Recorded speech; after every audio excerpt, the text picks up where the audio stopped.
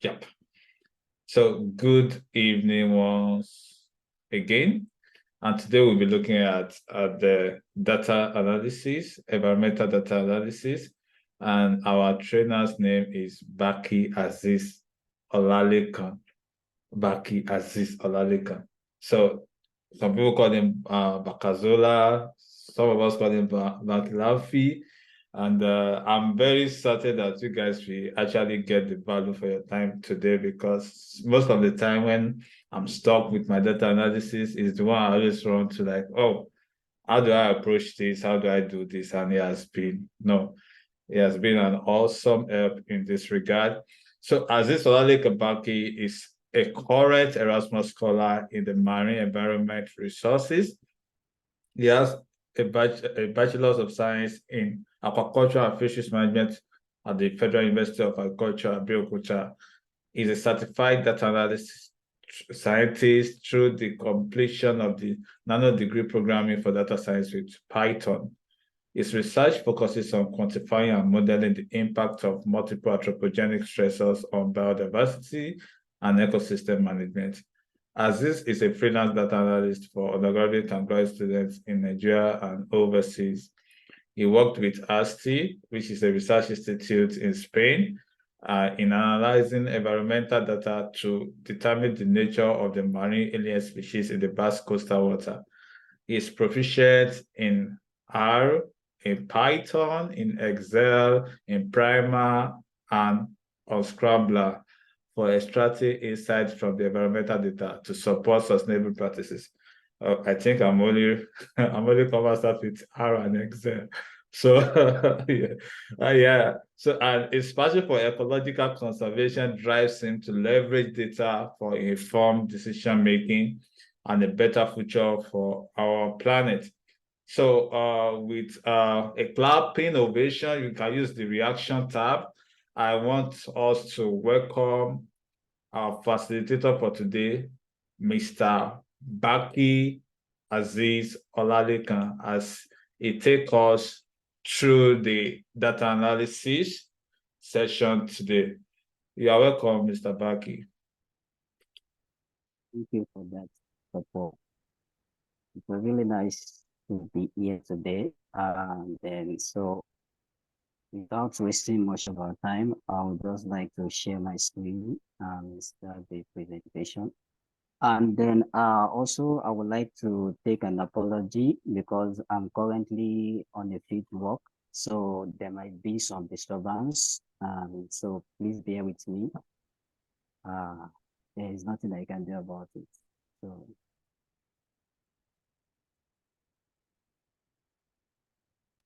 okay, so I hope everyone can see my screen. Not yet, it's still coming up. Yeah, you can see it now. Okay, cool. Okay, so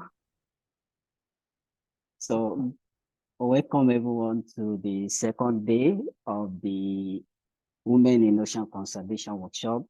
Today I will be taking us through the journey of environmental data analysis.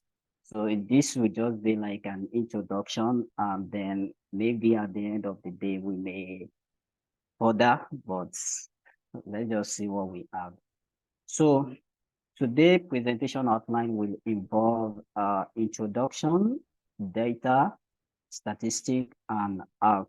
So in the introduction, we'll be looking at the introduction to terminology, and then we talked about the branches of data science, and we talked about the importance of data science or data analysis in environmental sector. In the data section, we're going to be looking at the types of data that we have, and then the data in marine environment. Why in the statistics section, I know most of us may be thinking maybe we are going to do statistics. No, this is just to have a background of statistics. So we'll be talking about the descriptive, inferential, and data visualization. Why the last parts will introduce us to R, and then we're going to get our hands dirty in taking some practical exercise, a real data on data analysis. So let's start with some terminologies. The first is data science. I know most of us will have been hearing the word data science, data analysis, data analytics, and then they are quite interwoven. So the first terminology I'm going to talk about is data science. So what is data science? Data science is just the interdisciplinary science that involves the three main domains, which is the computer science, the mathematics and statistics, and then the domain in which we are carrying out this exercise. In our case, it's going to be the environment. And all this together, we call it data science. And when you say data science, the goal of data science is just to develop a model or algorithm to predict what is going on and then to identify patterns in our data, because when we have a large volume of data, we need to know what can we get from the data and predict what is going to happen in the future. So the next thing is data analysis. And then when you talk about data analysis can be regarded as the subset of data science, which involve the inspecting, analyzing, and showing some answers to some questions that we might have. And the goal of this data analysis is just to provide descriptive summary of the data and to answer specific questions. Like, for instance, if I'm to take the data of the people attending the class now, I'm going to be performing the data. Okay, what do we have? What is going on with the data? So I can use it to perform, okay, or to predict what is going to happen when we have this session next time. And then the last I'm going to talk about is the data analytics. And data analytics can be regarded as the umbrella for data science and data analytics. That is, the goal is just to uh to transform raw data. When we have the raw data, to transform it into is actionable insight that derive business strategies, management, and performance improvement. That is, this is actually what we want. We want to get or improve our environment. We want to improve our business, or we want to improve anything that we are doing. That is, we want to make sure that we are getting the best from what we are doing. So now to the branches or step or types of data analysis that we do. And please don't be confused that the word data analysis and data analytics can be used interchangeably. So basically, we have 4 steps in data analytics. Some say we have 5, but anyway, I know we have 4 steps. So the first step is descriptive. Now, when you say descriptive, from the word describe, that is, what is going on with our data? What do we have? We have numbers or we have pictures. What is actually saying? So we said data speak. So now it is to get what is going on with the data. And then the next step is, okay, we know what is going on now. For instance, now this program is supposed to be for female, but we have male attending the program. So that is what is going on at the moment. So we can now diagnose it, okay, that is the next step, diagnostic, that is, why do we have male instead of female? So then when we know why, that is, we conduct some analysis, such as the root cause analysis, such as the principal component analysis, and the rest. So this will now answer the question. Then once we get why we have such, then we can now proceed to, okay, what about in the future? Is it possible that we still have same thing that we get, or is going to change? So that leads us to another thing, what will happen? That is the future. We should be futuristic about it. And then the last step is the prescriptive. That is, you define future action. That is what to do. For instance, now we know that pollution is one of the challenge we have in ocean. So now if we are talking about, we analyze the data we have. Now, what is the action that we can take in order to prevent such pollution? So I hope I'm not too fast, and then we are following. So the first part, okay, thank you. So then another thing is the importance of this data science or data analysis in environment. The importance is very enormous. For instance, it allows us to know what is going on in our data. Now that we know that there is global change, without this data, it will be very or impossible to convince the decision maker that, okay, this is what is going on. This is why we said there is climate change, or this is why we said there is anthropogenic factors, or this and that. So it helps us to know what exactly is going on in the environment and to give the decision maker what and decision they can take. So the next session will be for the data. Now we talked about data science. We know what data science, data analytics, and data analysis is all about. Now, before we get something, we need data. Now, when we say data, what do we mean by data? Data simply means a raw fact or a raw information. It may be in form of figure, it may be in form of picture, it may be in form of numbers, it may be anything that we can get insights from. Now, in environment, since we know environment is a complex phenomenon, it is practically impossible to identify everything in the environment because it involves both living and non-living, their interaction, and every other thing that we can see and we can see. So this leads us to what we know as variable. In environmental science, we talked about variable. Now, when we say variable is just a parameter that we can use to describe a particular section of the environment or a particular section of objects we are talking about.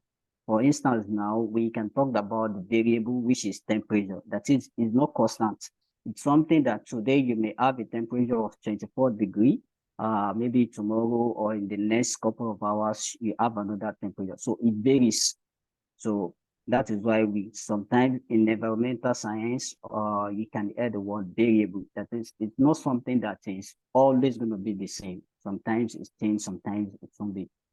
So in this variable, it is categorically divided into two. We have the categorical or qualitative data, and we have the quantitative data. Now, when you talk about categorical data, what do we mean by categorical data? Is just a data that you can perform arithmetic on this type of data. That is, they are just letter.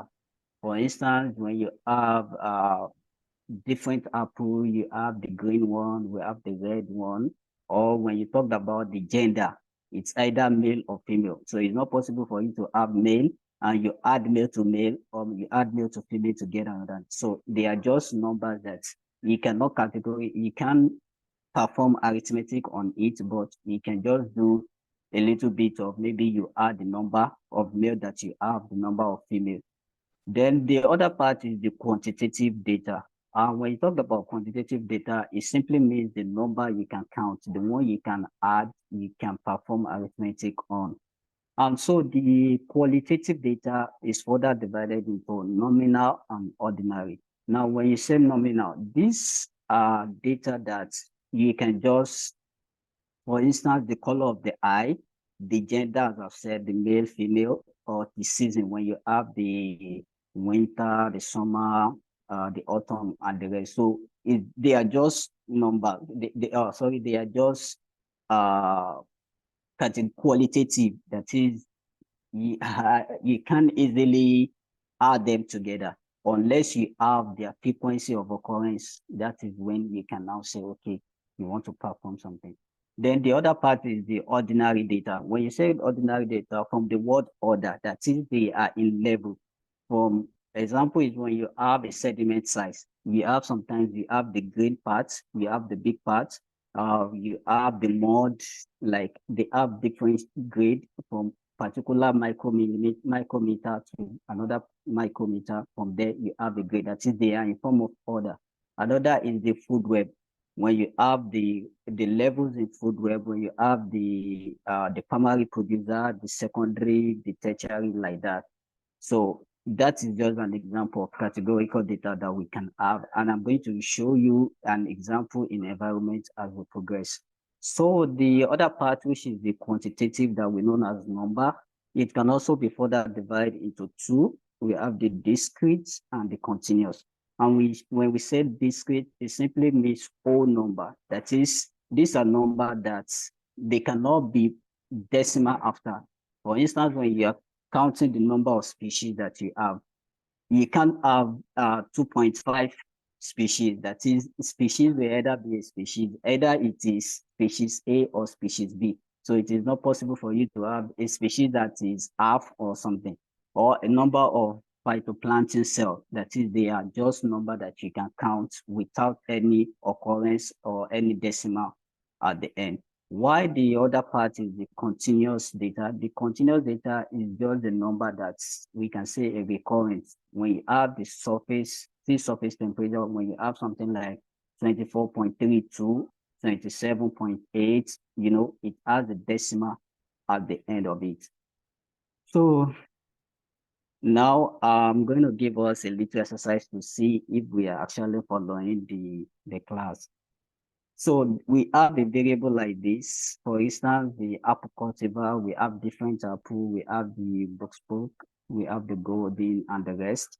So we also have sugar content, which is measured in gram per 100 gram of apple. Then we also have dry matter. We have juice, which is in the left. I don't want to talk, which has a grade from dry, which is 1, to very juicy, which is 9. Then we also have the acidity. When you check some chemical, you have the acidity, they will write, okay, 10% hydrochloric or like that. Then you have very sweet. Then also overall taste, when you have very bad to excellent. So I would like us to maybe in the chat box, or you can unmute yourself and tell me the types of variable that we have for each of these. Anyone?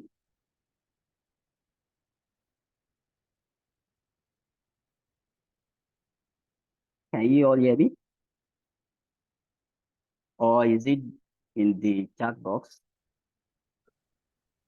We can hear you. I don't know. Can hear you. Okay, cool.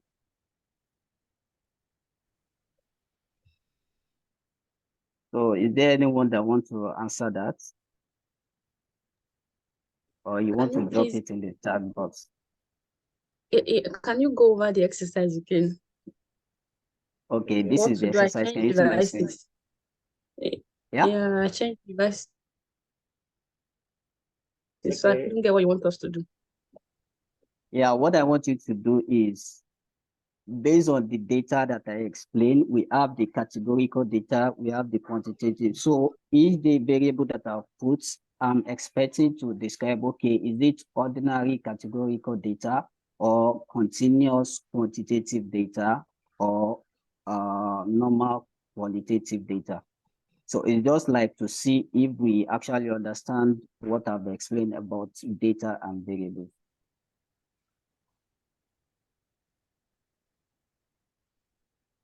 Okay, Mr. Paul, do you want to answer the first question? No. I will leave it. I'm the moderator. Okay. Okay, so in order not to waste time, we have this. These are the type of variable. When we have apple cultivars, we have different name for apple.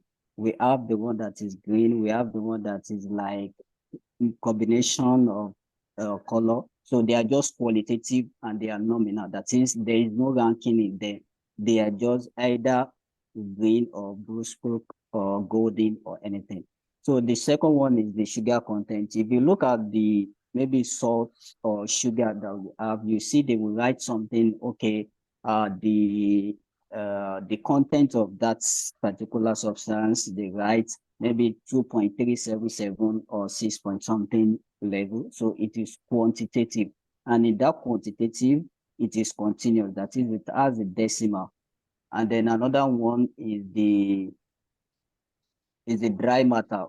For instance, if you are performing some analysis, you see that you will have, okay, what is the dry matter? What is the fats? What is the fat content? So it is also quantitative, that is, it is number and it is continuous.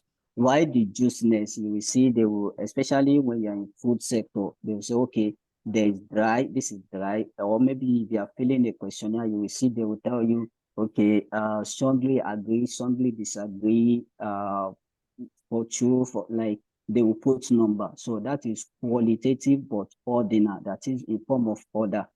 And then this acidity also is qualitative and ordinal, while overall taste is also qualitative and ordinal.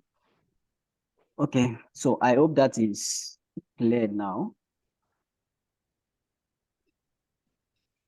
Can we unmute ourselves and Please let me let's know? respond. Yes. Okay. Okay, Thank you. okay, cool. Yes, it's clear. Okay, Okay. okay. So then the next is we are still under the data, and in environmental variable, as I've said, we have the one that is describing the physical part of the environment, and we have the one that is describing the biological part. An example of the physical chemical part is the temperature. That is when you are collecting the data on temperature. Maybe you want to measure the temperature of a particular water body. You are describing the physical chemical parameters there. Or maybe when you want to collect the temperature of the air. Yeah. And then another thing is salinity. We have the depth, turbidity, the soft oxygen concentration, and the rest.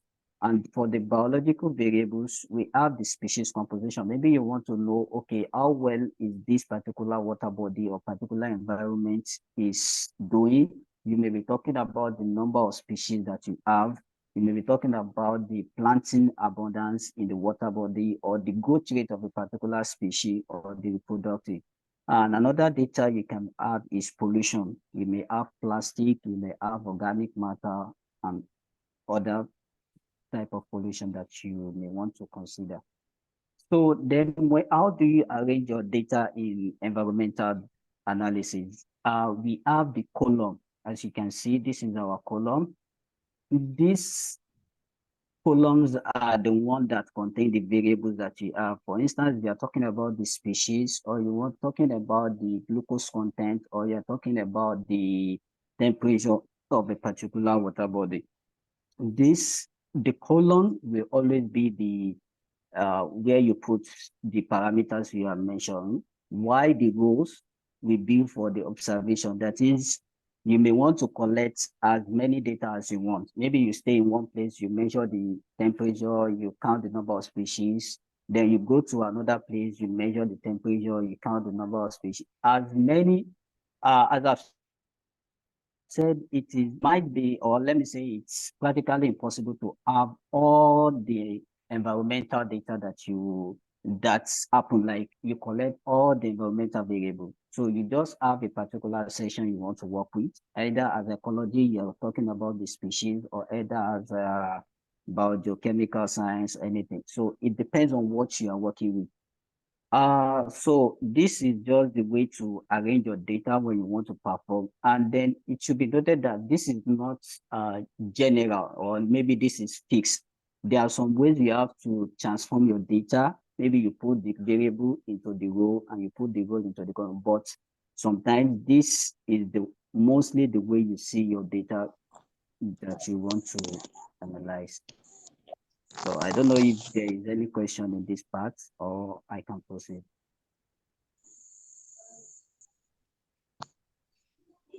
Okay. I have a question. Just to clarify. Is it like, okay, every parameter or every variable you want to measure, must it be at the column? Or there may be some time maybe you are collecting your data and then you just want to arrange the parameters on the row, and then you just make your observation to be on the column. Is it possible? Okay. Ndị Zoom amụọ n'aka ọjọọ, ha na-ejizi aka ha eme screen I can hear, auto-rotate. okay. So as I've said, this is mostly the way you see the environmental data, but it is not fixed. There are sometimes it depends on the data collector. You may decide to put the species as a row, but if you are looking at this, you will see that it is easy to read. And when you're analyzing, you will get, or when other person take the data, they can easily understand, okay, this is the species that we have. This is species 1, species 2, or the name of the species or the content. And this is the different observation that the person observed for this species. It is not fixed. This structure is not fixed, but it's mostly convenient, and this is mostly the way you're going to see the environmental data. Okay, so now we are now in the descriptive part. And then for this part, I'm not going to be talking about the mathematics behind it. So, sorry. Okay, so the first part is the descriptive analysis or descriptive statistics. As I've said in the level of data analysis, we said the first part is describing the data. So you have to show what is going on with the data. And when you are talking about describing your data, you will be using what we know as the central tendency or center of location. What do I mean by this? We all went through the secondary school to do some statistics. We have the arithmetic mean, and this arithmetic mean simply means that the average of the data. Like if I have a lot of data now, what is the average of this data if I compile them together? So that is the arithmetic mean or average. Then the other one is the median, and the median is just the middle number. When these numbers are arranged in order or in descending or ascending order. So the middle number that I might have, I may use it to describe the data that, okay, well, the middle value I have for this temperature is this, the mean for the temperature is this. Then I might also have the lower quartile and the upper quartile. So then we also talked about the dispersion measurements. And what do we mean by dispersion measurement? It's just the way the data deviate from each other. So we talked about the standard deviation that is represented by S. We may have range, which is just the difference between maximum value and minimum value. And we may also have the interquartile range and the variance. So another is the asymmetric measurement. And what I mean by asymmetric measurement is the direction in which most of the value of your data falls into, like the skewness, how wide is it? So I'm going to use this picture that you are seeing on my right-hand side. So this is showing that you will see like a graph. So the mean of this value is 0. And you will see the standard deviation or the variance. For the first, which is the blue line, is 0.2. So we see that as the deviation is very low, we have the probability that if we have high probability of getting data or getting value that is close to our mean, which is 0. We can see when I'm the further. Can you see my cursor? So you will see now that when I'm taking a value of negative 0.5, I have the high probability or high chances of me getting close to that 0. Or if I'm taking a value of 0.5, there is high chance that I'm still close to 0. And now if you look at this value, which is the yellow line here, you see that I still have the mean of 0, but the standard deviation or the variance is around 5.0. This is telling us that the value is far out from the mean. So we may have a mean of 5, and we may have a data of 20, we may have a data of 0, we may have a data. So they are far apart. Then the chance of getting a value close to our mean is very low. So you can see when I'm talking about getting negative 0.5, the chance is very low, around 0.2. And then so looking below this is the box plot or whisker box plot. And what is this trying to tell us is the distribution of our data. Now, when you have, I'm explaining this of group 2. Now we are talking about a trichloroethane, and this trichloroethane is a contaminant. So we are looking at it from the group 2 of this data now. This lower one, the whisker below here, is called the lower value. That is the minimum value that we have in our data. Why the one up here is the maximum value that we have in our data. Then this box here is the first quartile. We call it first quartile. The this one here, we call it the fourth quartile, and then this circle here is the median. So in box plots, it always shows the median, the maximum value without outlier, the lower value without outlier, then the first quartile and the third quartile. Then in between this, we also have our mean. Now, you see this box or this circle outside this is what we know as outlier. And when we say outlier, it doesn't mean that outlier is a bad thing or is a bad figure. It's simply telling us that, okay, when we calculate this, our data, this is supposed to be the maximum of our data, but we have a figure or a data that is far from the maximum. Now, for instance, now when you are collecting, for instance, employee, the salary of an employee, you collect their salary, then you find out that the range is between 10,000 to 500, or let's say 10,000 to 100,000. Now you just find out that one of the employee is receiving 500,000. So you can see that that particular data needs to be shared. Maybe it might be an error, or maybe the person is actually earning that 500. So we can say that particular person is an outlier. Okay, so now we talked about the next step. After we describe our data, we know what is going on with our data. The next thing is to perform inferential analysis or inferential statistics. And when we said inferential statistics, this simply means that we want to know why we are having the difference we are having, or if we have an assumption in mind. Now, this involves testing hypothesis, analysis of variance, correlation, and regression. Now, when you are testing hypothesis, first we need to understand what we mean by hypothesis. Hypothesis simply means assumption. And then in data analysis, or we always have two types of hypothesis. We have the first one, the null hypothesis, which is represented by H naught. And what does this mean? It simply means that what I want to verify, maybe I want to say, okay, the temperature between this particular water body is not different from the other water body. So null hypothesis is always equal. It's either it is mean 1 equals to mean 2, that is no difference, they are the same. Why the alternative will be they are not the same. So when they are not the same, that is they are not equal to, we said it is two-tailed test, that is testing of this hypothesis will be using a two-tailed test. But if it is less than or it is greater than, we said it is one-tailed test. That is, we are only carrying out that either this thing is less, no more. We want to check if actually the value we have for A is less than B, or if the value of A is greater than B. But if we are not determining either it is less or it is great, then we just want to know it is not equal, then we are talking about two-tailed test. But actually in analysis, we are verifying the null hypothesis. That is, either it is equal, that is, are the two things that we are considering, are they equal to each other?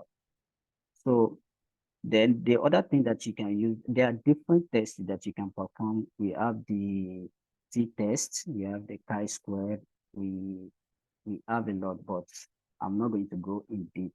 So the next thing we can do is the analysis of variance, which we know as ANOVA. Now, when you have ANOVA, this is just the concept of p-value and significant level.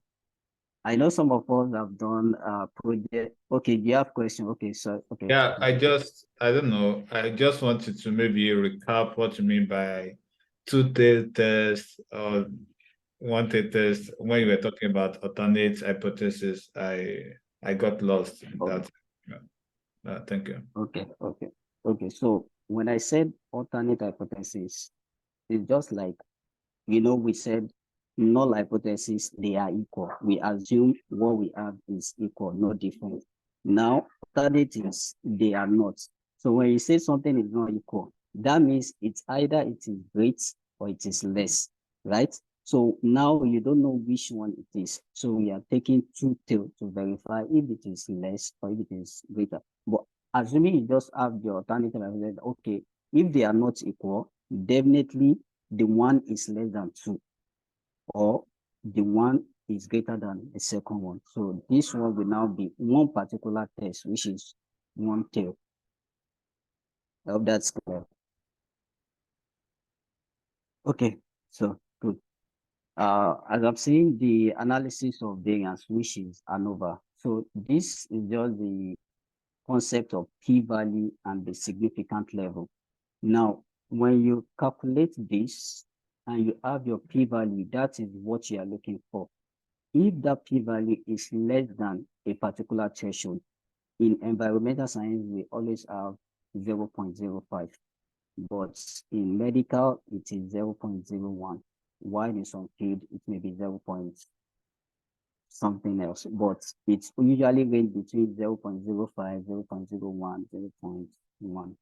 So now when the p-value you get from your result is less than 0.05, we said there is significant difference between the hypothesis, between the two results you are testing.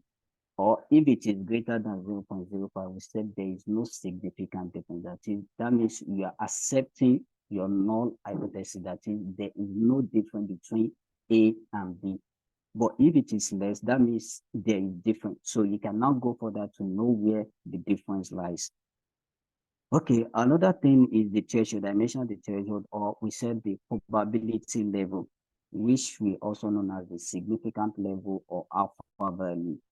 Now, what this one is telling us is that it is always represented as percentage. That is we can also regard it as the, can I say, confidence, like, okay, when I'm at 90% of this, is my value different or are they the same? Or when I'm at 95% or when I'm 97 or 99%. Mostly in the environmental science, we usually have the 95%. That is, okay, we can't have 100%, we can only have 99.999. So, but in our case, it is 95. That is at 95% alpha level. So my p-value is significantly different, or my p-value is not significantly different. So then another inferential analysis that we can do is the correlation, which is also talking about the relationship, or regression, that is talking about the dependency. Now, when you say correlation, correlation simply means that you want to know if two variables that you have, or the variables that you have generally, there is relationship between them.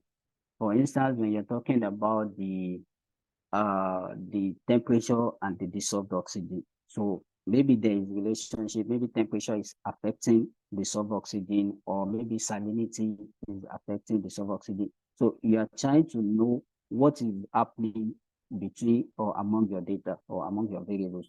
So you can use correlation to show that. Or regression, maybe when you find out, okay, there is a relationship between these two variables. We now want to know how they are affecting, which one is affecting which one. Is it that when one is increasing, the other one is decreasing, or when one is increasing, the other one also is increasing? So you can use regression. Now, in correlation, we talked about the R, that is, it is represented by R, and there are different,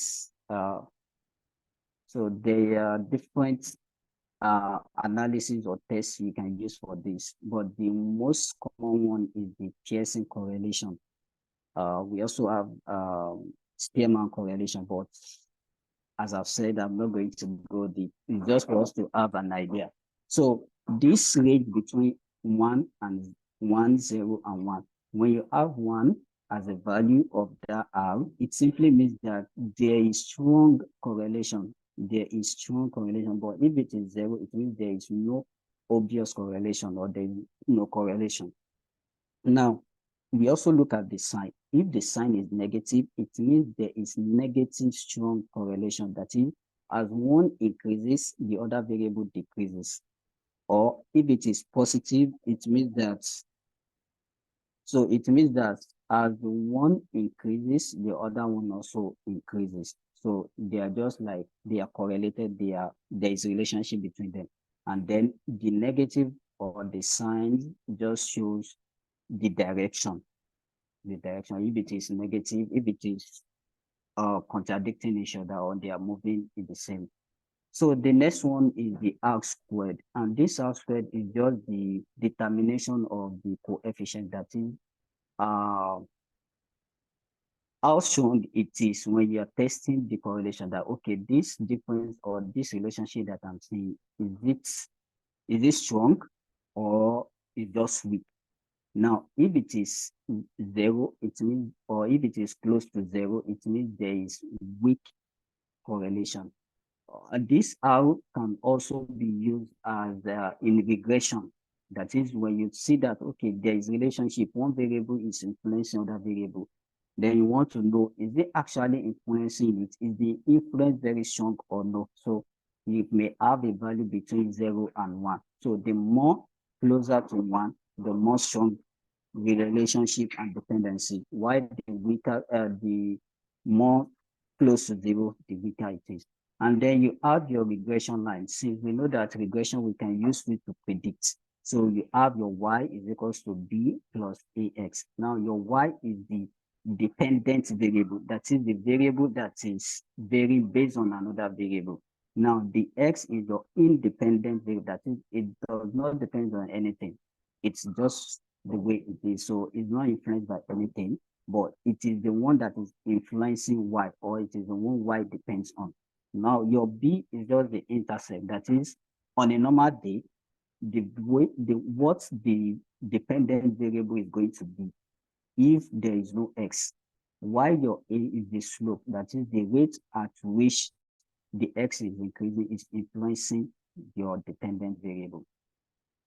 So this, before we can perform all these tests, all the influential statistic, we talked about the normality. Now, when you talked about normality, mostly in environmental data, our data is not always normalized. Okay. Yeah, you can go on, Salah. Sorry, I don't know, maybe I missed this. B and A, the explanation. Okay. So as I've said, your y is the dependent variable. Your b is the intercept. That is, on a normal ground, if we are not considering x, what will be the value of y?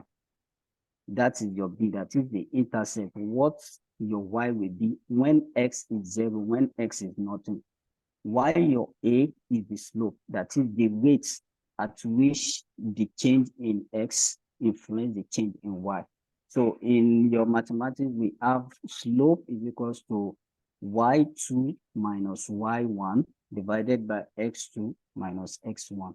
So that will give you the slope. Why the intercept? If you draw the graph, so the point on that line that you drew, that is touching the y-axis when x is 0. I don't know if I can use my whiteboard to demonstrate what I'm saying.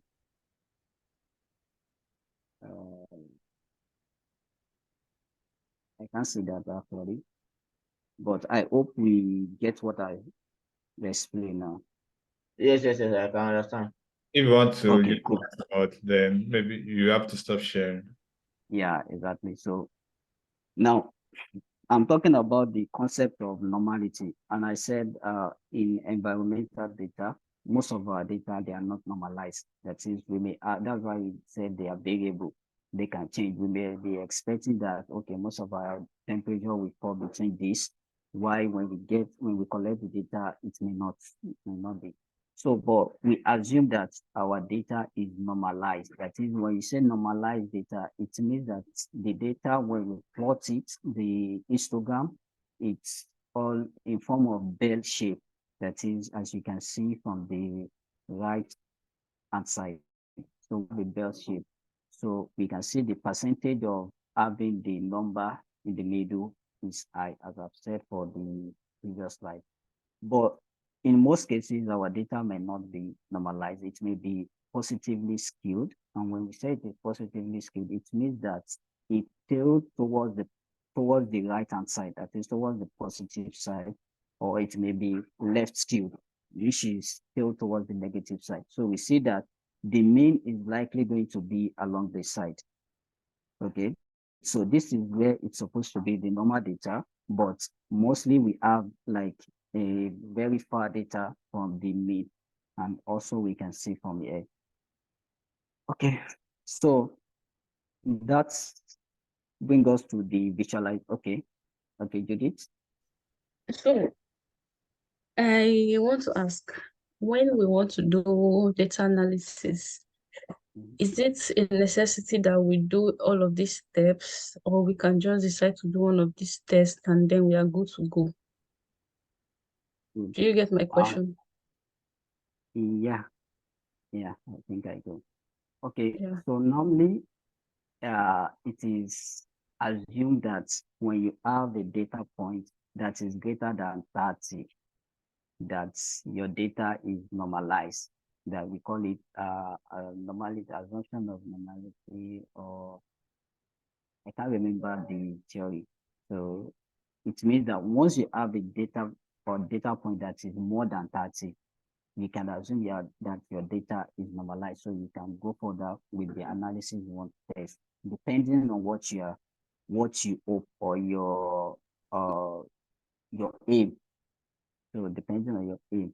And also based on the analysis, there are different criteria to use each of these analysis or each of these tests I've mentioned. For instance, if you want to use analysis of variance, it means that you have a data point that is greater than 30 and you have categorical data that is you want to compare maybe two stations, you have the station A, station B, station C. You want to see if the station you have is different from each other. But when you're talking about hypothesis testing, that you'll be talking about t-test. This is when you have a small data that is two variable. Maybe you are comparing the temperature in station A, and temperature in station B, just two stations. Now, you want to know if the difference, and then this data point you have for this station is not up to 30. It's not up to 30. So you can be talking about student t-test or z-test or so. But when you have a data that is more than 30 and it involves categorical data, maybe point A, point B, point C, and they are more than 30 points. So you can be talking about analysis of variance. And for this analysis of variance, we still have one-way analysis of variance and two-way analysis of variance, but I'm not going to go into that. So, and then for correlation, maybe you're talking about, okay, what is the relationship between these variables? So you'll be talking about, okay, correlation, or you want to know, actually there's, or maybe you find out that there's a relationship between them. Now you want to know how one is affecting the other one. Is this strongly affecting, or is just the relationship between them? I hope I answered your question. Yes, you did. So I just want to clarify, by data points, do you mean the number of rows or Exactly, your the number of rows, yeah, your number of rows? observation. Your observation. Okay, yeah, your observations. Yeah, I think that's a better word. Okay, thank you. So now, okay, your data visualization. As we know that when people like to see something, despite or more than just seeing table or figures, we want to see what is actually going on. And there are different ways you can represent your data depending on what you are looking for. For instance, if you are looking about relationship, you can be having two variables. We are looking about relationship between two variables. You may be using scatter plots. So, or you use scatter plot bubble size. Sorry. Or maybe you're talking about the distribution of the data. You want to show your audience how your data is being distributed, where you have the mean, where you have the median, and the rest. So you can be using a bar histogram or a line histogram. Or when you have, we are showing like maybe a changing over time, you can be using a bar chart or stock bar charts and the rest. And if you're also looking at the proportion, you can be using pie charts.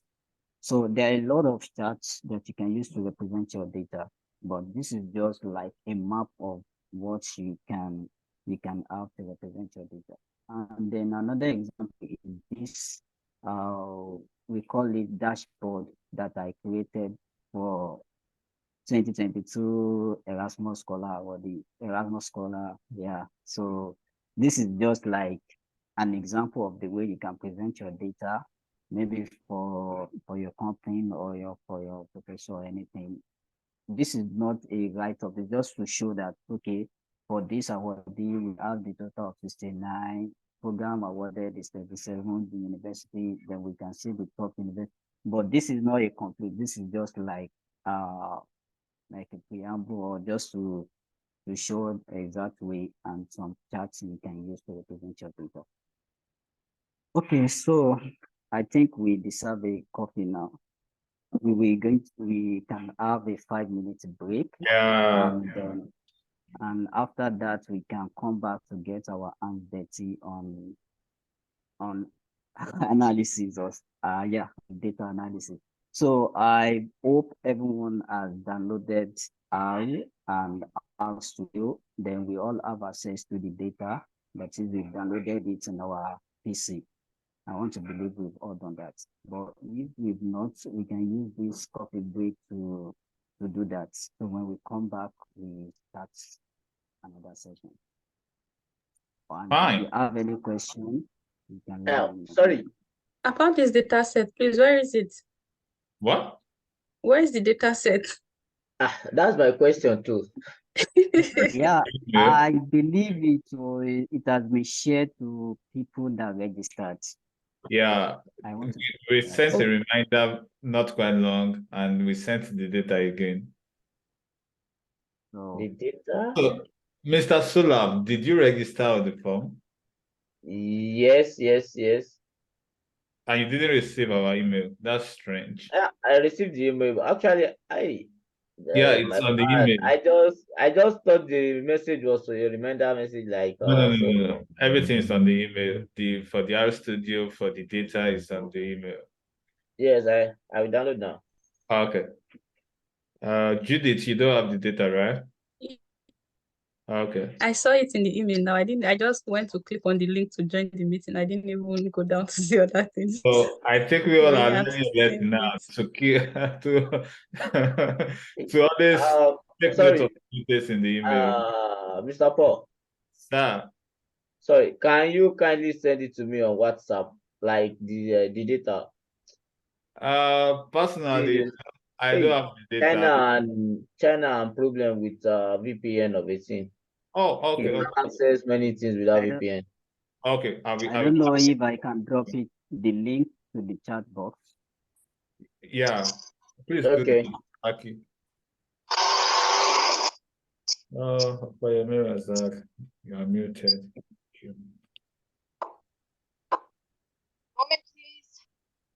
Up by your mirror, Zach, can you mute yourself, please? I don't know why I can't mute you.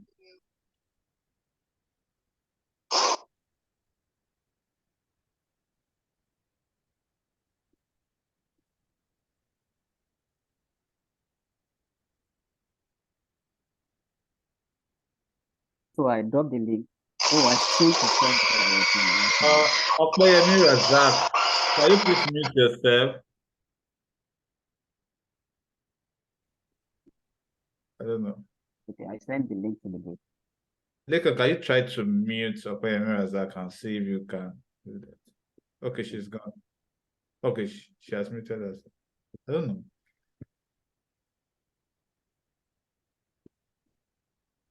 Okay. So the link to the data is on the chat. So please try and download the data now. Yeah.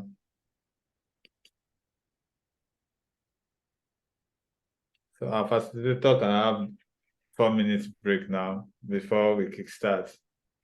Thank you. You made my work easy, because before I even call people, you already called them. Thank you. Okay. Okay, so I'm just going to share my screen back. Okay, so I hope we've all installed and we're able to get something like this on our laptop.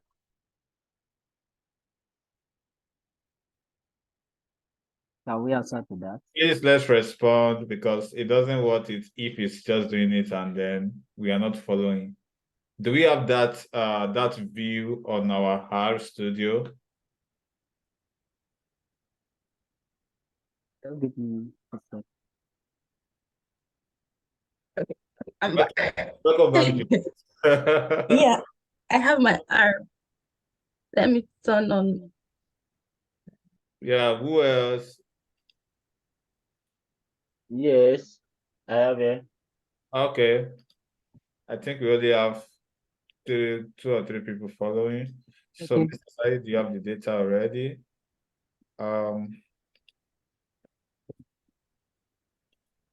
So do we all have this view?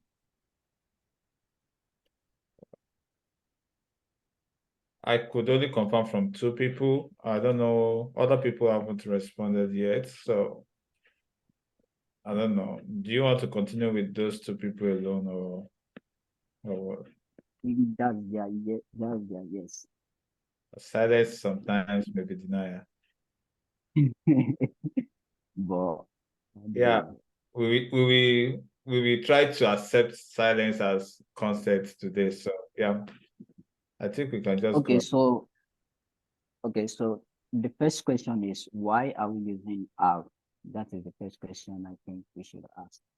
The reason is we have a lot of programming language or software that we can use to perform analysis. The chief of them is the Microsoft Excel. So it can be used to do a lot of analysis, although it has limitation though. But we also have Python. Specifically, I think Python is used mostly in company because it can handle big data sets. R is built by statistics or statistician, or and then it has a lot of function in since it is built by statistician, and it has a lot of function that you can use to perform several analysis or statistics, as you may say. And then it's mostly used in academic purpose. So that's why I choose to do this exercise with R. And there are also a lot of a lot of advantages of R. So the next thing is to explain. This is R Studio. It is not the exact R. Exact R must be installed before you can install R Studio. R Studio is just an interface to have a beautiful view of R. So since we all have this place where I put my cursor is where you can put your code. You can write, sorry, you can write your code here, or you can also view your data here. Why the below one is what we know as the console. That is where your results appear. We also have terminal, we also have background job. So, but the console is where any code that you write here is going to show here. Then at the top right corner here, we have the environment. This is going to show the data that you are working with. And we also have history, that is everything that all the code you've written before. So if you need any copy and paste, or if you need any to remember anything, so this is where you see it. Then you also have connection. You have tutorial. If you want to practice for your own, you have the data basic. You have different tutorial that you can take. Then you also have presentation, that so you can use this how to also present your work. So this is my environment. Then we also have in the bottom, we have the file. This will show all the file that is on your laptop. We also have the plots. So anytime you plot any graph or show visualization, it's going to appear here. Then we have packages. Now, when you talk about packages is just the, let me say, built function that some people create in order to facilitate your work, in order to make your analysis or anything you want to do to be easy. And then we also have help. Maybe you need some clarification or some assistance on a particular word, or you need an assistance, so you can easily type the question you want here. Then you also have viewer. So Now, the first thing we need to do is we need to create what we know now the working directory. That is, we tell the where our data is located. Now, there are different ways in which we can. I'm trying to go slow, so but if you have any question or if I'm too fast, you can let me know. So, okay, now, so we also have different ribbon here. This is the file. So this will show your new file, the R script and everything that you want to write, the new project, you open your file and everything. So we have edit, we have code view and the rest. So I said there are different ways in which you can open your data.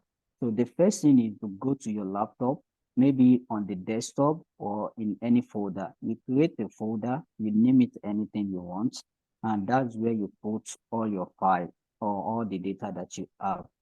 Now, once you've done that, the next thing is I'm going to show the manual way you can open your data. The first is to come to File. Now, when you come to File, you see this. But if you are just opening out for the first time, when you click on File, you may not see all your files. You have to come to this, go to Directory, these three dots. So when you click on these three dots, it will pop up the folder or the maybe document or anything. So you can navigate to where your data is and set it. So once you open that, then you come to more, then you set that particular folder as your working directory. Now, then another thing is if you have your data, for me, I have all my file on my laptop here. So I'm just going to go to where I save the data, which is in R. And in R, I have all this data. Then I have machine learning. Then in machine learning, I have AquaWorld. So this is where all the data is, or okay, in data. So this is the data we're going to be using. So then all I just need to do is to come to more and set as working directory. So once I set it as working directory, you will see in my console, you will see set WD. It has already put it there that it is now, that is where I am now. Then you can see R4.23, then this is the folder that I am. Another way you can do it is just to open the data directly. That is, you see under the environment, you will see import data set. So just click on it, and the type of data that you want to open. If it is in Excel file, if it is just text, or if it is CSV, so you just open. If it is Excel, you use this. If it is CSV, you click on this. If it is in SPSS format, you click this. So then another thing is you can use code. So we start in R. You have something we call variable name. Let's say I want to open a particular data. I want to open this CSV data, which is binary data. So I can say the name of my data set is binary. So I can type binary. We all can also type. Now this sign less than an hyphen is what we call assignment operator. That is, we are assigning everything that is in the right-hand side to the name in left-hand side. So now I'm writing binary as the name of my data set. Now anything I write in the left-hand side is going to go directly into the binary. So I can say now, if you're reading CSV, and then first, before I do that, I would like to talk about the library.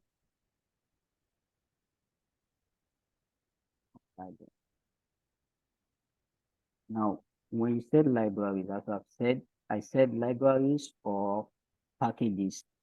Library is in package. So the package, there are a lot of packages, but the libraries are that particular function in that package. In a package, you can have different functions. So that functions now is being stored in library. So it is the library that you will call that will make you to perform everything, because this is a programming. It is not Excel or SPSS that you just do everything. This one you have to write code.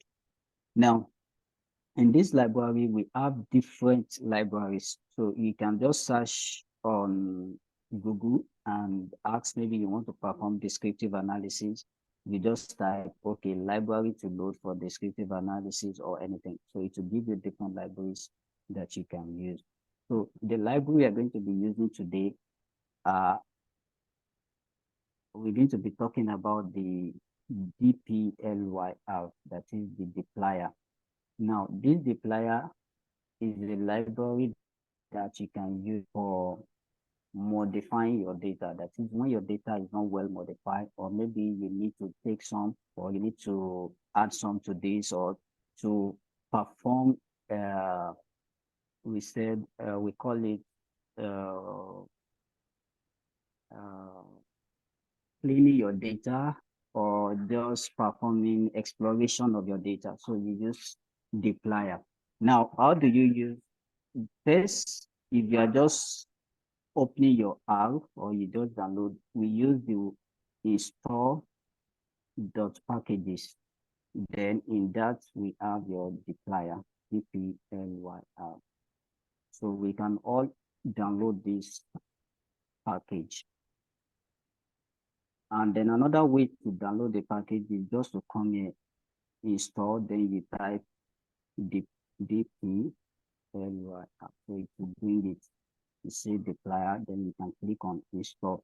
So it will automatically install it. So another package, so I'm not going to click on install because I already have it. So, but you can use this formula to install, or you just do it manually. Then I'm just going to copy the other packages that we will use. So now, after you install the package, it's now on your laptop or on your PC. The next thing is to tell her that, okay, all this package that I have, I want to use this. This is the one you should make available for me. So that's how you use the library. So you use the library function. In how we talked about function, when you say function, function always starts with the particular name given to that exercise you want to perform.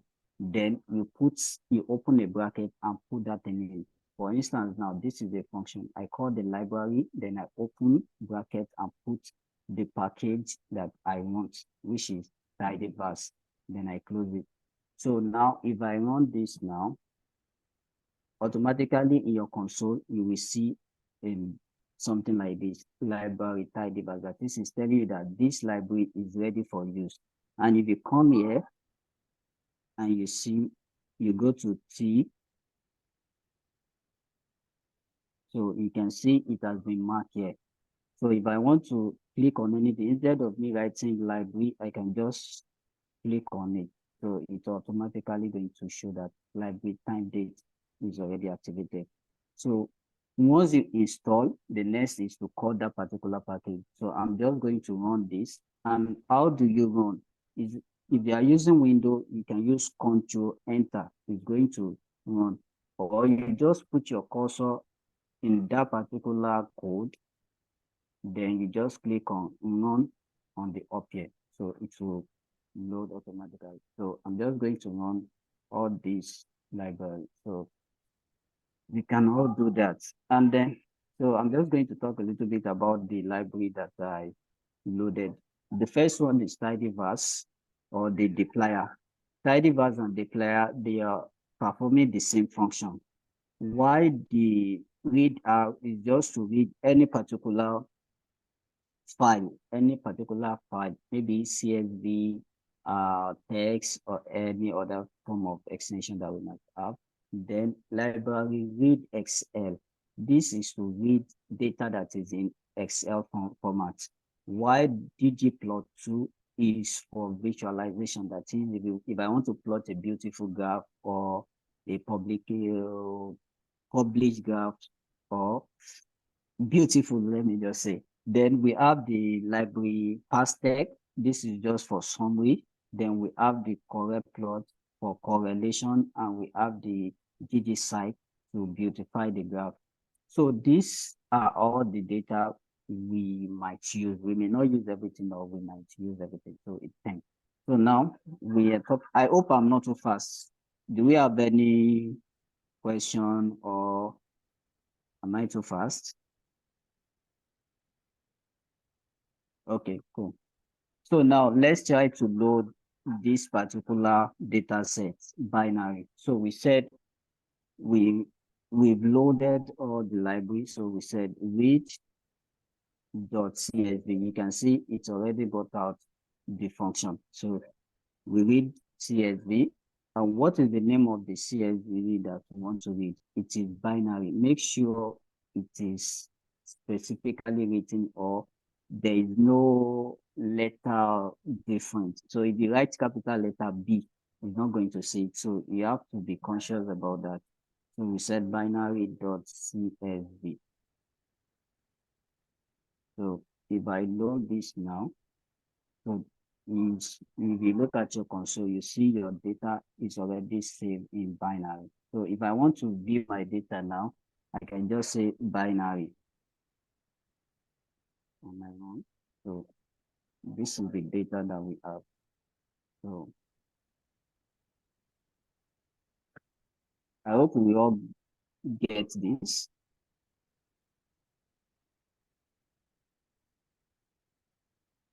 Hello. Yes, I am following, and I'm following it step by step as we are doing it. And I have my Yeah. data, so yeah. What about others? But I have a question. Okay. I've seen some code whereby they always put either true, either false. Yeah. Yeah, I'm So, still going to talk about that. okay, But I sorry. just want everybody to be on the same page. Okay. So can we have another person that has gone, please?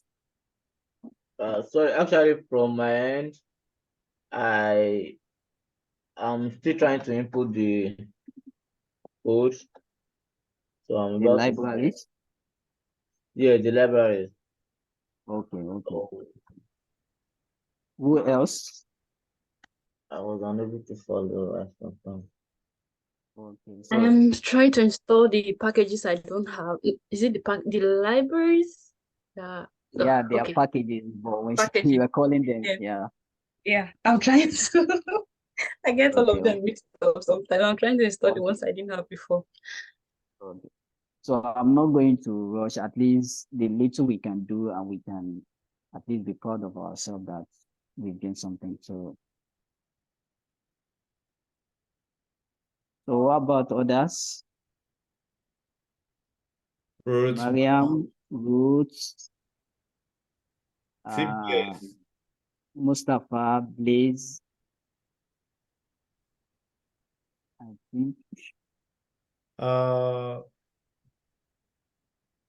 everybody have access to the data, right? If I'm right. Okay. Yes. Okay. So I think we should just give Yes. maybe like 2 minutes to install the packages, and then we can move forward from there. What do you think? Yeah, you can let me know if we should move forward. Okay. Okay, Ruth. Yeah, the recording will be Okay. available. So Yeah, they. Okay. Okay. On live data sets uploaded. No. What's the word, please? for what? I've For what? loaded data sets. Okay, cool. So you were able to view the data, right? Yes. Okay, good. So then another thing we can do is there are sometimes our data, once we read it like this, it may automatically give it variable, that is the variable name, which I talked about. So like the admin, GRA, GPA rank. So in order to tell us that, okay, this admit, this first row is the variable name. So we put in this code, comma, after each word in the brackets, you put comma for another function or for another word that you want to put in. So in this case, I'm going to put header. Now you see, it automatically brings it out that header is a logical value indicating whether the file contains the name of the variables as its first line. That is telling us that this header is telling us that the first line of our data is the variable name. So I'm just going to say is equals to true. So the true should be in capital letter. If it is in small letter, it's not going to work. So it must be in capital letter. Then you run. So now, if you check your data again, so you will see now, although nothing changed in this because it has already been read as the read. So you have something like this.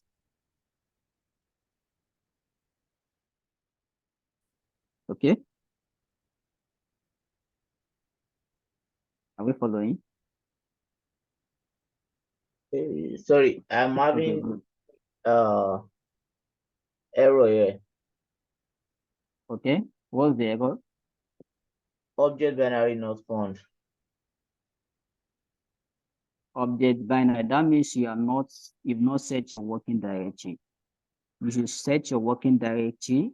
You navigate in this file, navigate to the folder where your data is. Then you click on more and you set as working directory. And if you want to know if you've I click on what? Is it not? I click on you, the actuary data, right? no, you click on the folder, come to the file section, then you click on this file, you navigate to where your data is or the folder that contain your data. Then once you are in that folder, you click on more and you click on set as working directory. So you set it as working directory. So another way you can see if you're actually working in the folder where your data is to use the code gets WD, that is to get your working directory. Then you open and close brackets, then you run. So in your console, you will get the direction of where your data is or the folder you are in.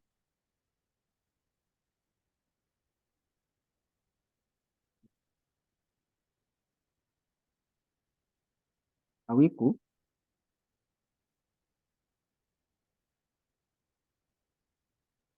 Or another thing we can do is that I can make him a co-host and then you can share his screen so you can tell him Okay, what. okay. Yeah, you can share your screen then. Then you have to stop sharing.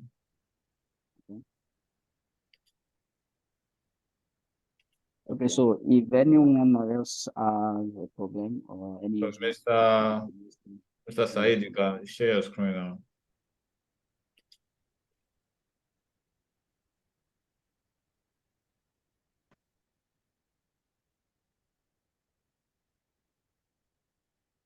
Okay. yeah, Can you see now?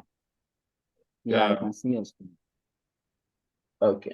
So Sorry. Can you recap now from the? okay, so the thing is, you come to the file in the lower right hand. Yeah. Okay, yeah. So good. Now click on the three lines there, the three dots. The three dots. This one. Yes, click on it. Okay. Okay, so now go to the folder that has your data. Okay. Let me this quick transfer.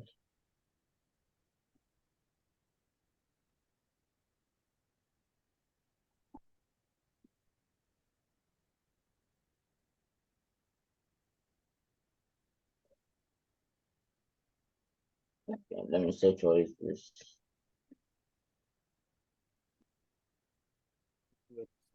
Search button is at the top. That's That's not where to that's search. the folder Search, name. The search is yeah, is is at the the Is it top. not, is it not the SRE data you're talking about? that's not Yeah, where but you are that- not searching. You have to search at the top. There is a search box at the top of your. Yeah. I downloaded through the WeChat and I copied it through the WeChat. It doesn't have any this. That's the WeChat file. yeah. Okay? No. Where in the WeChat? You have a folder in the WeChat.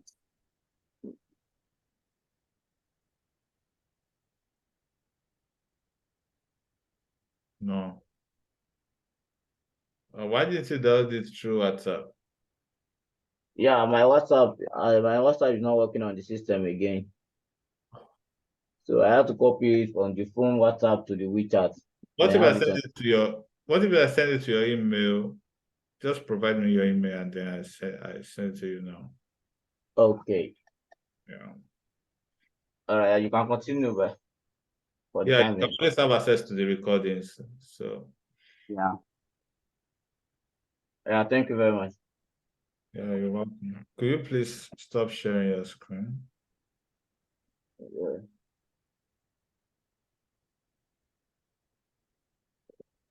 Okay, so I hope we can all see my screen now. Yes, please. Okay, cool. So now another thing we can do is we can also view our data. We use the function capital letter V, then IEW, then we view the binary. So then if we load, we have another tab that we open that will show the data the way we want it to be, the way it is. Do we all do that? I've done that.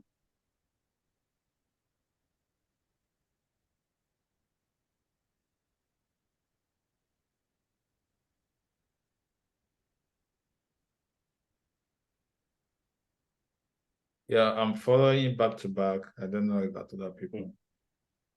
Okay, so now let's say we have another data set which is in form of txt. So to read this data, I can say data sets,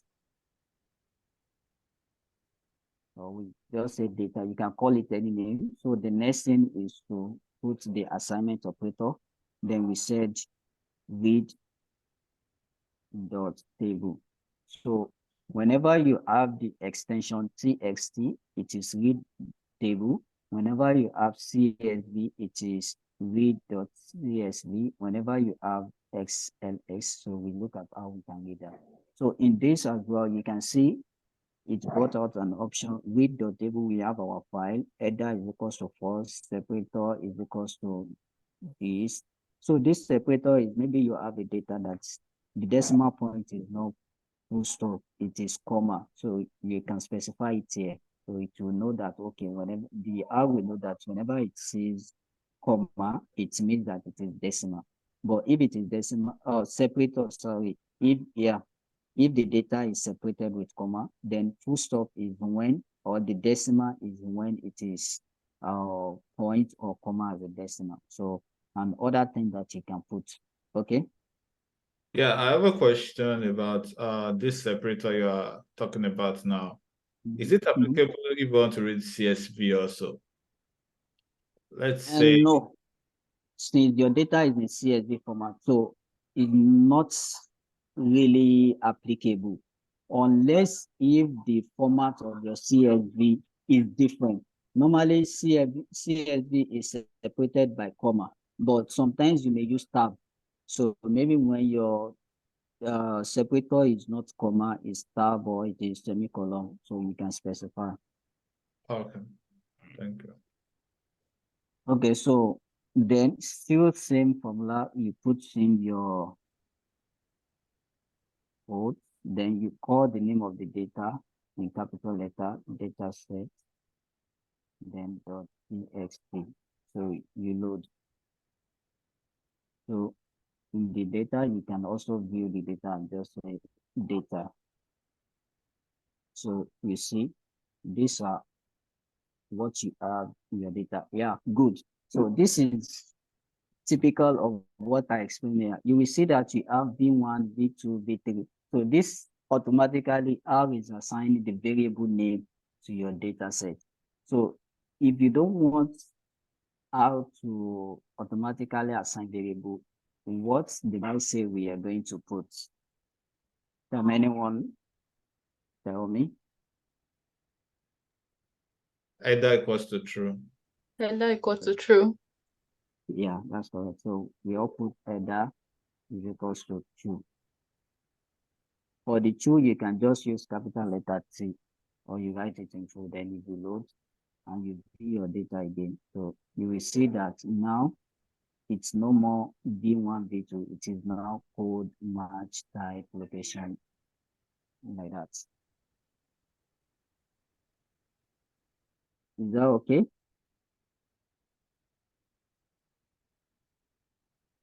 Okay, so let's read the next data that we have. This is just to practice how we can read data in R. So we can call the next data estuary. So our assignment operator, another way you can assign is to use is equals to, and then just read underscore Excel. So this is from the package or from the library read XL. So this we read Excel file or Excel extension. So just put estuary data dot Excel. So we read this and we call estuary. So we see our estuary data like this. So you can also put header is equals to 2 to be sure that the first part of your data or the first line. Oh, sorry. This one, okay, yeah, good. Yes, it's better this one happen like this. You will see there is an error in the console. It says unused argument. That is, header is not working in Excel. So what do you use when you have this? You use row.name. So row.name is equals to 1. Okay.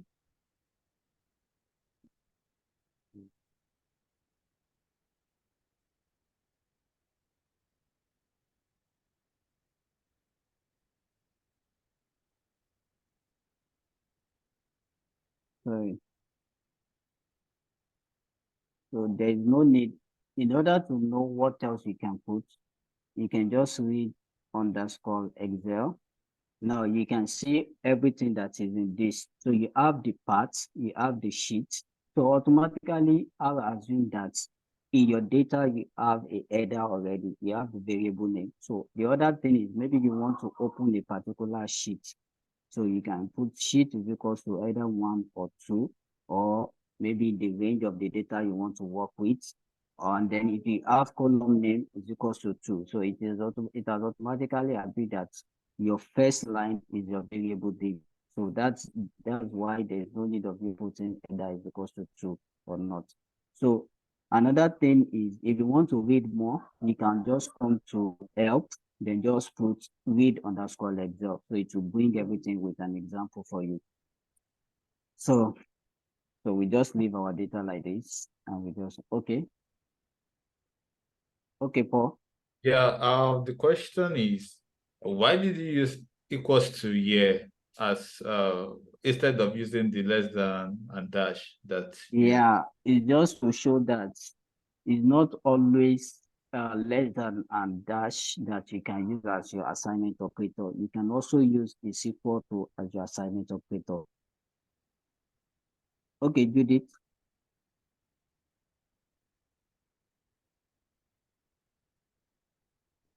Judith, do you have any question? I'm having some network issue. Can you hear me? Yeah, I can hear you.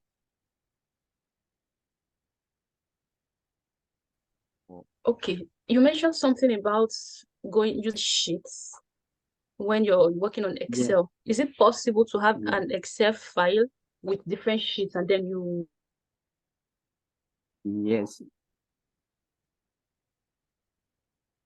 I don't know if you can hear me.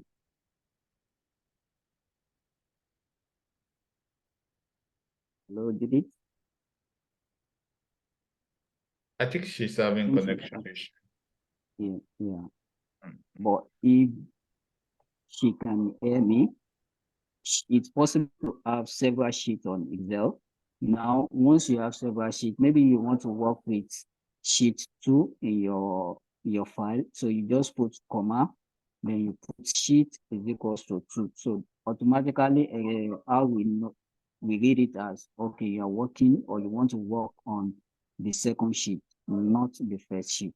But if you don't have any sheet on your file, so just ordering one sheet. So there's no need of putting either sheet is equals to 1 or sheet is equals to 2. Okay, so that being said, so we can just examine our data now. So we are going to be using extract data, which is a real data that is showing the environmental parameters, specifically in marine environment. So we can see we have stations, we have station 1. So if I want to view this, I can say view my estuary.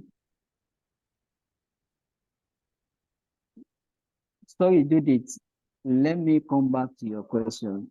I think you have the connection problem the other time. did you get the question, please? Yeah, I got Okay. it. So I explained that it's possible to have several sheets in one Excel file. Now, if you have such and you want to work on maybe sheet 2 or sheet 3, so all you just need is to put comma here and just type sheet. So it will automatically bring it that, you see, sheet to read. So either a string, the name of the sheet, or an integer, the position of the sheet. That is, if you already name the sheet, like, okay, maybe you name it as data from this or this, so you just put it. And now this brings me to another thing in R. When you're talking about data, you will see that in this, I put them in quotes. When you have string, so let's talk about the data we have. So we have data. Now the different type of data we have. Whenever you want to write comment, you start with hash. So it is not code, it is comment. So in R, we have different types of data. We have the string. Now, what do you mean by strings? Strings are just character, they are just letter. Now, when you have letter, you put them in quotes, in double quote like this. So you put anything. So how we automatically understand that this, the boy, is not function and it's not a value, it's just a character, just a letter. Now, another thing you have is, or you have a character, yeah, so character. So they are just like letter, different type of letter. So sometimes you may have a letter in your variable, like this now, the site now is a character. So these are numbers. So the one that are numbered that are continuous, we can have you can have them as numeric, you can have them as integer. Now, how do you know if your data that you have is numeric, it is integer, or it is character? Now, for instance, now, in this our data that we have, we already view it and we see that this is the way the data will appear in Excel. So we have station, which is 1, 2. This is like, these are the units, the station that we collected the data from. and these are the sites. You see that this is just a categorical data that is not it's categorical normal data. It is not ordinary. So we have the estuary, we have field, we have north, and we have south. So we have our temperature, we have the salinity, the chlorophyll, the suspended particulate matter, we have the particulate order. So we have the physical chemical parameters, then we also have the biological parameters. These are the species that we collected. Now, let's see the type of data that we have. So you use the function str, that is the structure of our data. So we said estuary. Now, so we see that we have the station to be number. That is, number simply means that there is no decimal point. They are just whole number. So we said they are numbers. Now, then we also have, we see that R automatically see this as, and then the site is character and the rest are number. Meanwhile, this decimal point, they are integer. So in order to get the correct representation of our data, we can simply put our data as data frame. So we said estuary now. Then I'm going to use this assignment operator. Then I say data dot frame. Then I put in estuary.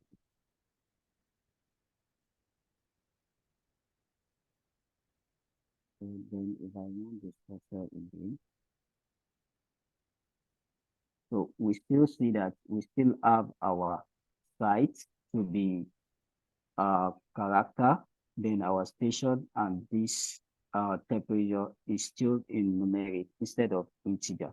So in this case now, we have to try to modify the data. And then if you use this same structure for str for this binary data, I'm just using this to show what I'm saying. So good. So we see that our admin is an integer number that is 0110. Okay. Now our GRE is also integer, that is no decimal point. Why the one with decimal point is what? Is numeric. Okay. So then another thing we can have is factor. I forgot to measure. We have factor.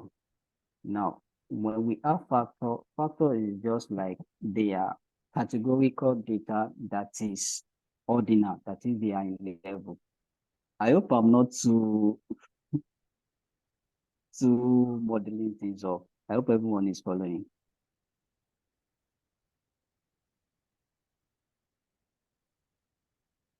Okay. Okay, so we have our data. Now, so we can continue, right? Yes, please. But I don't know. Please check your chat. Okay.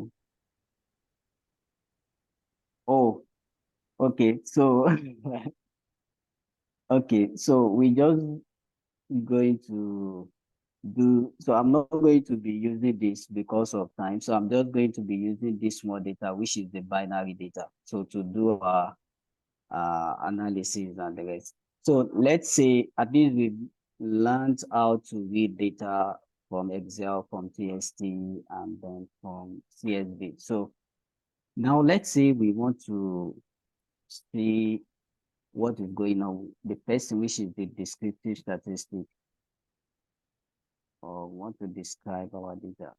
So we can use the summarize function, that is the summary. So when you say summary, you just put your binary. So there you are. So we can see that we have the admit, we have the GRE score, we have the GPA, then we have the rank. So this data is just the data of the school that admit and reject students based on GRE score and GPA and the rank of the school the person graduated from. So automatically this admin should either be 0 and 1. That is yes, which is admitted, and no, which is not admitted. So we should convert this from integer to a factor. That is, it has level. 0 means no, 1 means yes. So then to do that, we just say our binary, then we assign it again as dot factor. That is, when you want to convert one particular variable to another, if you want to convert from maybe to from one variable to another, you can say as dot factor or as dot numeric or as dot character, depending on what you want to convert. Then you just say binary, and then that binary you have this hash sign when you want to convert, which is admin. So you load. So automatically it has converts your admin to factor. So if we check the structure of the binary again, and we set binary. So, sorry. Okay, let me create another for factor. So,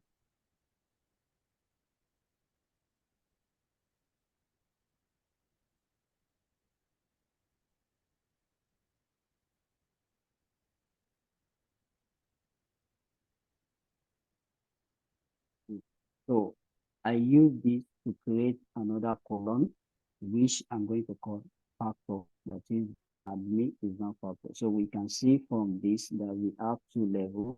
We have 0 and 1. So instead of me using this admin now, I'll be using this factor, but the rest are correct. So if I want the summary data again, so now I can see that I have for the mean value for admin is 0, the maximum is 1. For the GRE, the mean value is 22, the mean is 587, then the maximum is less for the GRE. Then we can just show this in box plot or in bar chart by just saying box plot, just say binary. So we can see the chart here. So we see that the admin, the GRE scores overweight the other. So yeah, so then we have the factor. This is just to show the value that we have. Or if you want to see a specific variable, we can just say binary, then you put your hash, and then you click that GPA, then you run. So you get only one of the variable. Okay.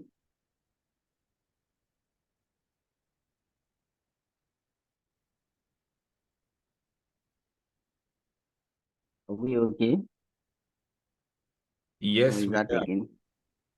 Okay. So now another thing we can do is But I just we think can see. I think you are being fast now because of time, so I'm not sure if people are Yeah, following. So I just think maybe yeah. just take it slow, regardless of the time, and where we stop there. Okay? Okay, okay, Yeah, okay. thank you. So yeah, now another thing we can see in our factor, we can see that we have 273 that rejected, and we have 127 that were accepted by the admission officer. So now we can ask the question that, okay, is there a relationship between the GRE score and the GPA, or what can we expect? Or maybe if we have any data that we want to, yeah, let's see, or we can just say plot. Now we want to plot GRE, then comma GPA. So then we can say our data is equals to binary.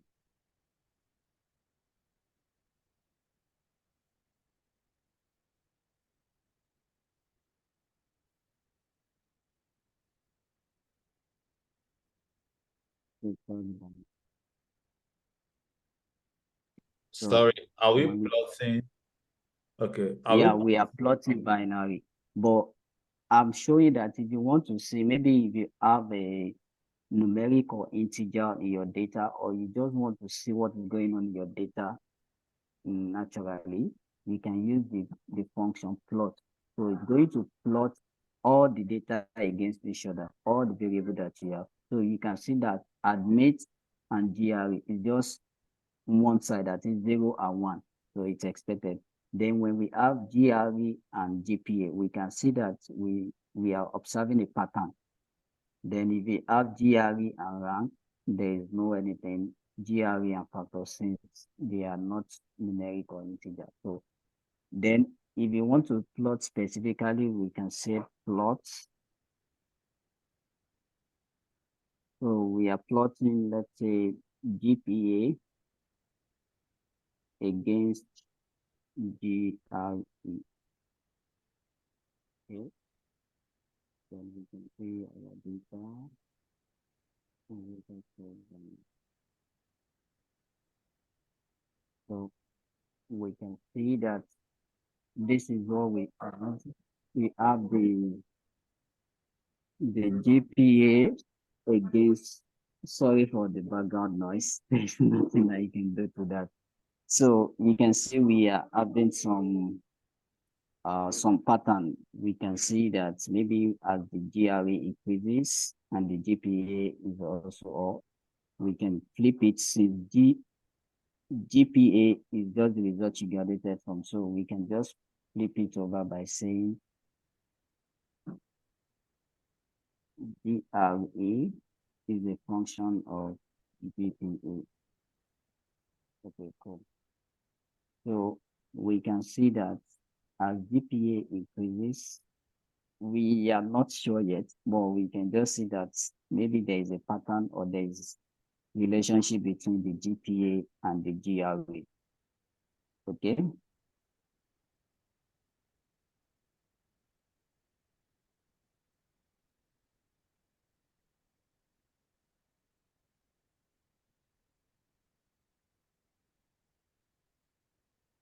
Are we together?